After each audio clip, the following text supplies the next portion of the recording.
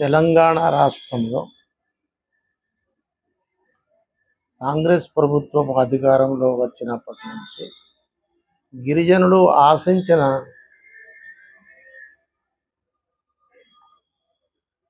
అభివృద్ధి పనులు జరగడం లేదు. ఎందుకంటే దీనికి ప్రధానమైన కారణం గవర్నమెంట్ దగ్గర డబ్బులు లేకపోవడం, లేకుంటే గిరిజన సమస్యలను అర్థం చేసుకోకపోవడం. ఈ రెండిట్లో ఏదో ఒకటి ఉంటుంది. నాకు అడిగినరు, మరి ఈ గవర్నమెంట్ మీద ఆల్ ఇండియా బంజారా సేవా సంఘం యొక్క అభిప్రాయం ఏంటి అడిగినప్పుడు నేను ఒకటే చెప్పినాను. ఆల్ ఇండియా బంజారా సేవా సంఘం ఎప్పుడంటే అప్పుడు విమర్శించటానికి, ఇది విమర్శలు చేసే సంస్థ కాదు. మనము ఒక చిన్న విషయం గురించి మాట్లాడదాం. మరి ఎలక్షన్స్ అయినాయి, కాంగ్రెస్ పార్టీ వాళ్ళు గెలిచారు, చాలా సంతోషం. గవర్నమెంట్ ఫామ్ చేసుకున్నారు, మంత్రి పదవులు పంచుకున్నారు. కానీ 10% ఉన్న లంబాడీ గిరిజనులకు మాత్రం ఈ గవర్నమెంట్ వల్ల ఎటువంటి లాభం జరగలేదు అని గిరిజనులందరూ అనుకుంటున్నారు. కారణం ఏంటంటే ఈ ఇద్దరికి గిరిజనులకు మంత్రి పదవి ఇస్తే తప్పే ఉన్నది, నథింగ్ రాంగ్, అందులో తప్పు లేదు. కనుక ఈ గవర్నమెంట్ వాళ్ళ ఉద్దేశం అనుకో, వాళ్ళ యొక్క ఇష్టానిష్టం నడుస్తుంది. కానీ లంబాడీలకు కూడా ఒక మంత్రి పదవి ఇస్తే మంచిదే, తప్పేం లేదు.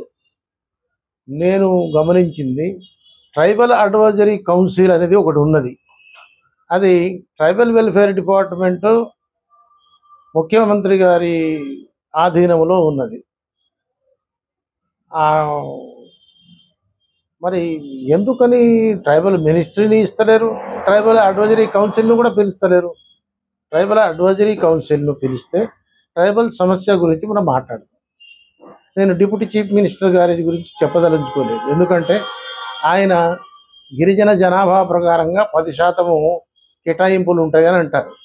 కానీ గతంలో బడ్జెట్లో చూసినప్పుడు 5.6% కేటాయింపు జరిగింది. అంటే గవర్నమెంట్ చెప్పేది ఒకటి, చేసేది ఒకటి చేస్తున్నది అనేది మనకు స్పష్టమవుతున్నది. అయితే ఎప్పుడైతే గవర్నమెంట్ మీకు అనుకూలంగా లేనప్పుడు అనుకూలమైన గవర్నమెంట్ తెచ్చుకోవడం తప్పులేదు కదా. ఇప్పుడు వచ్చే పరిస్థితులను బట్టి చూస్తే గవర్నమెంట్లో తృప్తికరంగా లేదు.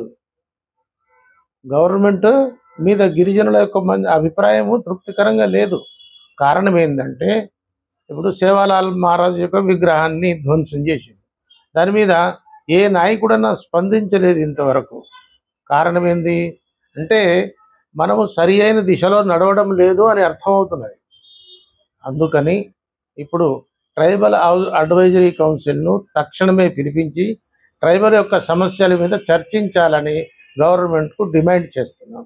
ఒకవేళ 4-5 డేస్లో గవర్నమెంట్ నిర్ణయం తీసుకోకపోతే ఈ సబ్జెక్ట్ను తీసుకొని గవర్నర్ దగ్గర రిప్రజెంట్ చేసి ఈ గవర్నమెంట్ ట్రైబల్ అడ్వైజరీ కౌన్సిల్ను పిలిచేటట్టుగా చేస్తాం. మరి ఏ కారణం చేత అయితే లంబాడీలకు మంత్రి పదవిలో ఛాన్స్ ఇవ్వనప్పుడు లంబాడీలు ఆలోచించాలా, ఈ గవర్నమెంట్ మనకు ఉపయోగకరంగా ఉందా లేకుంటే ఇబ్బంది కలిగించే విధంగా ఉందా? మన్ను గుర్తించకపోతే తెలంగాణలో బీదవాడిని గుర్తించినట్టు మనం ఎట్లా భావించకూడదు. అయితే వీళ్ళు మనకు ఇబ్బంది కలిగించి ఎన్నో రిప్రజెంటేషన్ చేస్తే అయినా ఒక మంత్రి పదవి, ఆఫ్టర్ ఆల్ ఒక మంత్రి పదవి ఇస్తే నీ అయ్యమూలేం పోతుంది అని ప్రజలు అనుకుంటున్నారు. అట్లాంటప్పుడు ఈ గవర్నమెంట్ ఆలోచించడం లేదా, లేకుంటే లంబాడీలను బేఖాతరు చేస్తున్నదా?